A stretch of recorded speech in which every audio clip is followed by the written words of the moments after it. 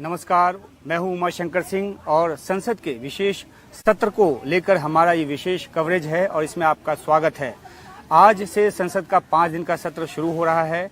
ये 18 यानी आज से 22 सितंबर तक चलेगा और इस सत्र को लेकर काफ़ी चर्चाएं हैं, विपक्ष के कुछ सवाल हैं और कई तरह की संभावनाएं और आशंकाएं भी हैं विपक्ष की।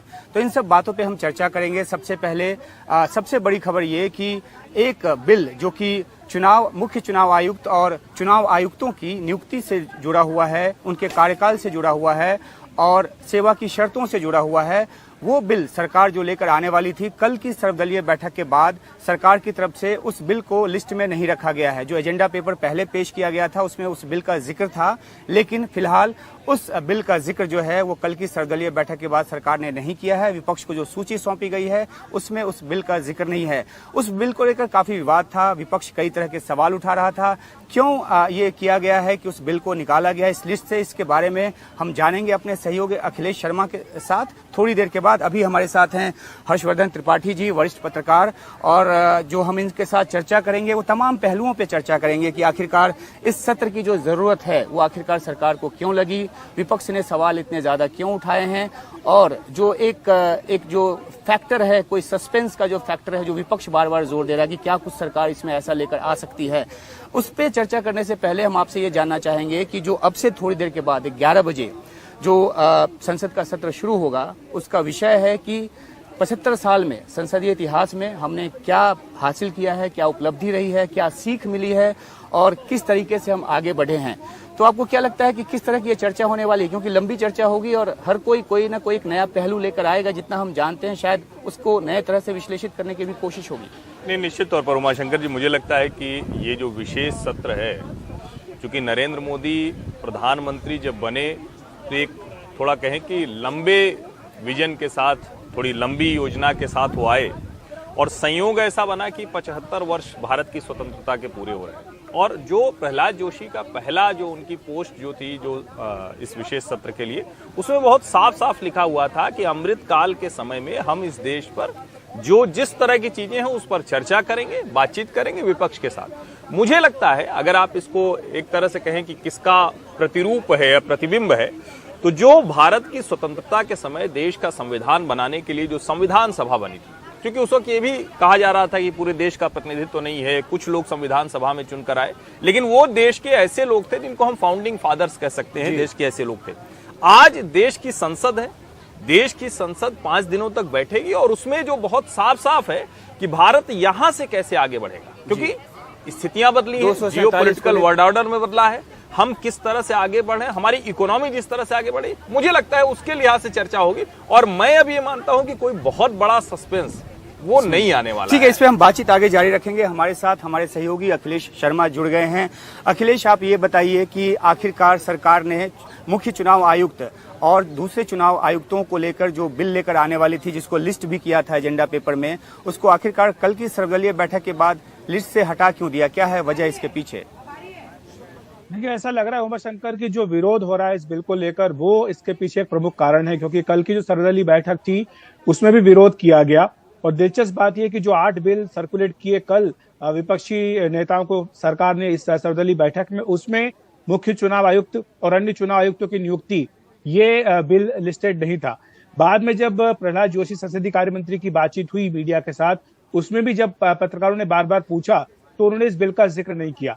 माना जा रहा है, सरकारी सूत्र ये इशारा दे रहे हैं कि इस बिल में संशोधन पर सरकार विचार कर रही है। खासतौर से जो इसका क्लॉज 10 है उसको लेकर विरोध किया जा रहा है। इस क्लॉज 10 में ये कहा गया है कि जो मुख्य चुनाव आयुक्त और अन्य चुनाव आयुक्त होंगे उनकी वेतन और सेवा शर्तें सुप्रीम कोर्ट के जज के बजाय कैबिनेट सचिव के बराबर होगी।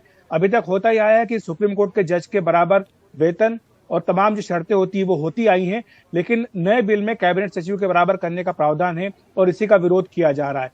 दूसरा विरोध इस बात को लेकर भी है कि जो समिति बनाई गई है उसमें सुप्रीम कोर्ट के मुख्य न्यायाधीश की जगह किसी कैबिनेट मंत्री को रखने का प्रस्ताव दिया गया है। और इसी तरह यह भी कहा गया है इसमें कि अगर सर्च कमेटी जो नाम देती है, 5 नाम देती है, उससे भी सिलेक्ट कमेटी जो अलग कोई नाम तय कर सकती है। तो ये सारे प्रावधान है जिनका विरोध किया जा रहा है। और दूसरी बात यह भी कि कल की सर्वदलीय बैठक में डीएम के नेता तिरुचि शिवा ने इस बात का विरोध किया कि कल सुबह जो ध्वजारोहण का कार्यक्रम हुआ था नए संसद भवन में, उस पूरे कार्यक्रम का विवरण हिंदी में था और कल की सर्वदलीय बैठक में तुरुचि शिवान ने उस पूरे विवरण को फाड़ दिया। इस पर रक्षा मंत्री राजनाथ सिंह ने कहा है कि आगे से इस बात का ध्यान रखा जाएगा। तो कल ये काफी महत्वपूर्ण सर्वदलीय बैठक हुई थी और इसमें यह तय किया गया कि किस तरह से आने वाले जो 5 दिन का काम है ये होगा। विपक्ष अपनी ओर से कई मुद्दे उठा रहा है, चाहता है कि महिला आरक्षण बिल भी इस सत्र में लाया जाए। सरकार ने अभी तक इस पर कुछ नहीं कहा है और अब से कुछ देर बाद पीएम नरेंद्र मोदी जब आएंगे संसद भवन में तो उनकी एक बाइट होगी जो कि हर सत्र से पहले होती है और इसके बाद 11 बजे लोकसभा अध्यक्ष जो अभी तक की संसदीय यात्रा रही है उस पर अपना उद्बोधन देंगे और उसके बाद चर्चा शुरू होगी। माना जा रहा है कि आज पीएम नरेंद्र मोदी भी लोकसभा में इस विषय पर बोल सकते हैं। जी अखिलेश, एक सवाल ये है कि जो विपक्ष लगातार ये कहता रहता है कि सरकार जो है वो उनकी सुनती नहीं, आखिरकार ये जो बिल है उसको लिस्ट नहीं करने के पीछे विपक्ष का दबाव काम आया जैसा कि आप बता रहे हैं, तो ये विपक्ष के लिए एक फौरी जीत के तौर पे इसको देखा जाए? निश्चित तौर पर देखिए, खाली विपक्ष इसका विरोध कर रहा है ऐसा नहीं है, बल्कि जो पूर्व मुख्य चुनाव आयुक्त हैं वो भी लगातार इसका विरोध कर रहे हैं और जाहिर सी बात है कि इसमें जो पूरी व्यवस्था है चुनाव आयोग की उस पर प्रश्न चिन्ह लग जाता है और खासतौर से तब जबकि चुनावी साल है। अब से कुछ महीने बाद जो है वो 5 राज्यों के विधानसभा चुनाव होने जा रहे हैं, 6-7 महीने बाद लोकसभा के चुनाव होंगे। तो ऐसे में विपक्ष को लग रहा है कि इस तरह से अगर चुनाव आयुक्तों की नियुक्ति में सरकार अपनी मनमानी करेगी तो पूरी चुनाव व्यवस्था पर प्रश्न चिन्ह लग सकता है और यही कारण है कि विपक्ष लगातार इसका विरोध कर रहा है। और शायद ये भी एक कारण है कि इसके चलते कल सर्वदलीय बैठक में सरकार ने जिन बिलों की सूची दी है उसमें ये वाला बिल लिस्टेड नहीं है। हालांकि ये आपको बता दूं कि राज्यसभा में इसको इंट्रोड्यूस किया जा चुका है। सरकार जब चाहे तब इस बिल को डिस्कशन इन पासिंग के लिए ले सकती है, लेकिन जिस तरह से सरकार ने कल इसका नाम नहीं लिया है ये अपने आप में कई सवाल खड़े कर रहा है। और जिससे मैंने कहा है कि सरकार संभवतः इस पर विचार भी कर रही है कि क्या इस क्लॉज में परिवर्तन किया जा सकता है जिसमें कि इनका दर्जा कैबिनेट सचिव के बराबर दिया गया, क्या उनको दोबारा दर्जा सुप्रीम कोर्ट के जज के बराबर दिया जा सकता है, इस पर भी सरकार विचार कर रही है।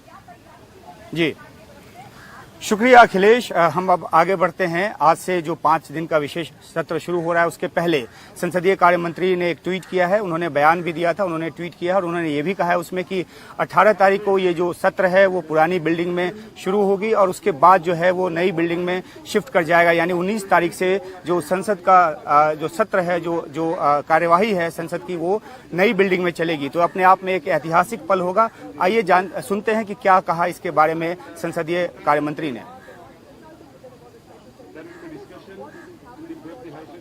जी जी ये ट्वीट है जिसमें उन्होंने कहा है कि ये जो सत्र है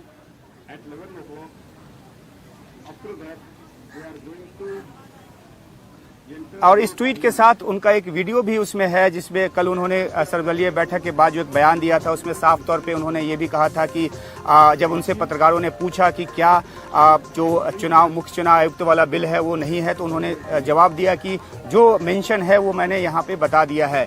तो संसद के विशेष सत्र की शुरुआत को ऐलान करने वाला ये जो ट्वीट है उसके साथ साथ इस बात की जानकारी भी है कि 19 तारीख से नई संसद में जो कार्यवाही है वो शुरू होगी।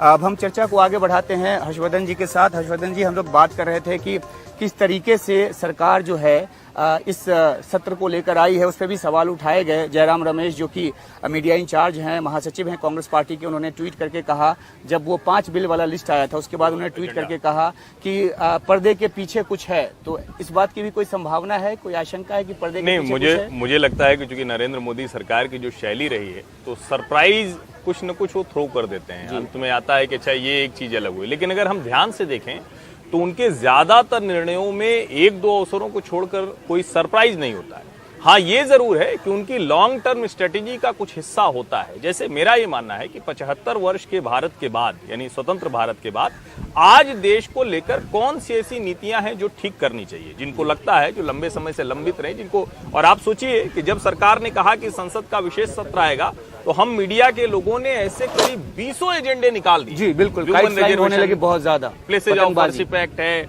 मतलब ऐसे एजेंडे आए। इसका मतलब कि ये सब के सब हैं जो पहले की सरकारों को पॉलिसी के तौर पर इंप्लीमेंट करना चाहिए। इसका मतलब ये है कि सरकार उनमें से कुछ चीजों पर सहमति बनाने की कोशिश करेगी, कुछ पर आगे बढ़ने की कोशिश करेगी। जयराम रमेश ने एक बात और कही, वो कही कि जिस तरह के बिल की बात है, चुनाव आयुक्त वाली बिल के अलावा उन सब के लिए या इस बिल के लिए भी शीतकालीन सत्र तक रुका जा सकता था। तो आपको क्या लगता है कि ऐसी क्या हड़बड़ी या ऐसी क्या जल्दबाजी थी कि इस सत्र को बुलाया गया? नहीं, मुझे बिल्कुल नहीं लगता कि कोई जल्दबाजी में बुलाया गया सत्र है। विपक्ष का ऐसा कहना है। पूरी तरह से संविधान सभा का एक प्रतिरूप होने जा रहा है। जी। ये 5 दिन का विशेष सत्र, ये कतई हड़बड़ी का सत्र नहीं है।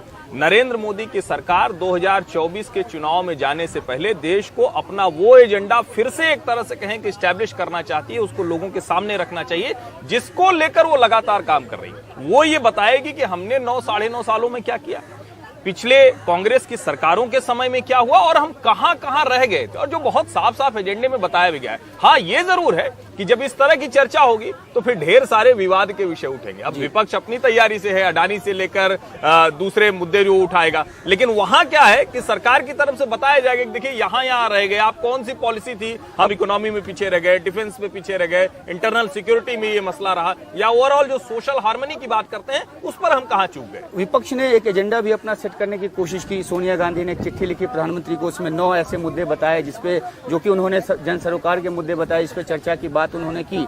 तो विपक्ष इस मौके का भी इस्तेमाल करना चाहता है। अगर खासतौर पे महिला आरक्षण बिल को जिस तरह से पुश कर रहा है विपक्ष, तो वो भी चाहता है कि जो ये सत्र हो रहा है उसमें विपक्ष अपने एजेंडे को भी लेकर आगे नहीं, बढ़े। मुझे लगता है ये तो बेहतर है ना, विपक्ष की अपनी भूमिका है जी। उनको लगा कि हो सकता है कि वुमेन रिजर्वेशन बिल भी इसमें आ जाए तो अच्छा है, क्योंकि ये सवाल उठेगा ना कि जब राज्यसभा में वो ऑलरेडी पास हो चुका है, राज्यसभा में कोई भी बिल खत्म होता नहीं, दोबारा लाने की जरूरत नहीं, यहां तो सिर्फ आप सीधे लेकर आइए और लोकसभा में पारित करा दीजिए। तो अच्छा है अगर इन सभी दलों के बीच में सहमति बन पाए, लेकिन मुझे नहीं लगता कि फिलहाल अभी ऐसी कोई सहमति बनती हुई दिख रही। अभी हमारे सहयोगी अखिलेश शर्मा ने एक बात कही कि सरकार शायद ये नहीं चाहती थी कि ये सत्र भी डिसरप्शन का शिकार हो, रुकावटें आए, हंगामे हो, तो इस करके भी मुख्य चुनाव आयुक्त वाला जो बिल है उसको भी लिस्ट से बाहर रखा है।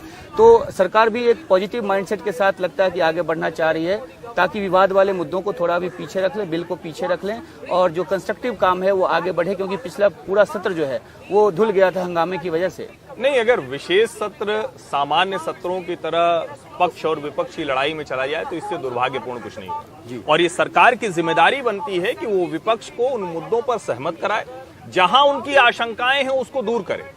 मुख्य चुनाव आयुक्त वाले बिल का जो मुद्दा है वो बहुत साफ है। सर्वोच्च न्यायालय ने अपने आदेश में भी कहा है कि आप कानून बनाइए, जब तक ये कानून नहीं बनेगा तब तक हमारी वाली बात, कही हुई बात लागू होगी।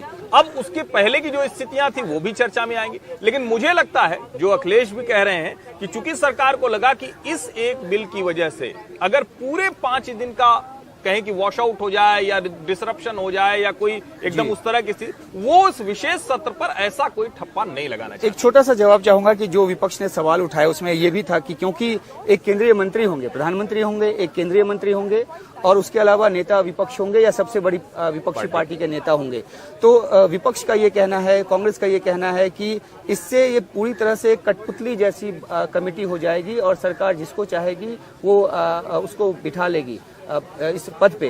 तो आगे चलकर क्या इसमें सरकार की तरफ से आपको लगता है कि कुछ इसमें रेक्टिफाई किया जाएगा, इस शर्त को कुछ बदला जाएगा? नहीं, मुझे लगता है कि देखिए, मुख्य चुनाव आयुक्त या चुनाव आयुक्तों की नियुक्ति पर जो विवाद है उसमें आप बहुत निष्पक्ष दिखने के लिए कह सकते हैं कि मुख्य चुनाव आयुक्त हों, ये कह सकते हैं कि मुख्य न्यायाधीश हों, दूसरे ऐसे लोग हों, लेकिन सवाल ये कि इस देश में चुनाव आयोग का क्या काम है। वो एग्जीक्यूटिव बॉडी के तौर पर रही, भले ही वो कॉन्स्टिट्यूशनल बॉडी, लेकिन उसका काम क्या है? चुनावों को कराना, उसकी प्रशासनिक व्यवस्था देखना।